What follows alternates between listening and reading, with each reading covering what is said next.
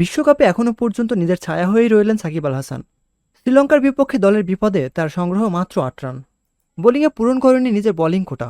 আর দক্ষিণ আফ্রিকার বিপক্ষে করেছেন মাত্র ১ ওভার। আর ব্যাট হাতে দায়িত্ব জ্ঞানহীন শটে করেছেন মাত্র ৩ রান। এমন বিবর্ণ সাকিবে হতাশা বাড়ছে সমর্থকদের মনে। প্রশ্ন উঠেছে, তবে কি টি-20তে শেষ দেখে ফেলেছেন বিশ্বসেরা এই অলরাউন্ডার? এমন প্রশ্নের সমাপ্তি টানলেন সাবেক ভারতীয় তারকা বীরেন্দ্র সেহবাগ। তার মতে আরও আগে অবসর নেওয়া উচিত ছিল সাকিবের।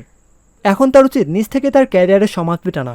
ক্রিকেট ভিত্তিক ওয়েবসাইট ক্রিকবাজের এক অনুষ্ঠানে এমন কথা বলেন বীরেন্দ্র সেহবাগ। গত বিশ্বকাপেই আমার মনে হয়েছিল সাকিবকে আর টি-20 খেলানো উচিত নয়। অনেক আগেই ওর অবসর নেওয়ার সময় হয়েছে। তার পরিসংখ্যানের দিকে তাকিয়ে তার নিজেরই তো লজ্জা পাওয়া উচিত ছিল। সাকিবের নিজেরই বলা উচিত ছিল, আমি আর টি-20তে খেলবো না।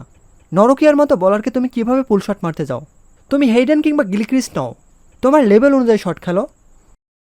টি-20তে ব্যাট হাতে দীর্ঘদিন ধরে ছন্দে নেই সাকিব।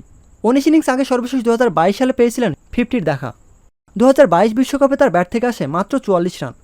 আর তাতেই এই ফরম্যাটে সাকিব অধ্যায়ের সমাপ্তি দেখছেন সেহবাগ। তো দর্শক, সাকিব আল হাসানের কি টি-20 ফরম্যাট থেকে অবসর নেওয়া উচিত? কমেন্ট করে জানিয়ে দিন আপনার মূল্যবান মতামত।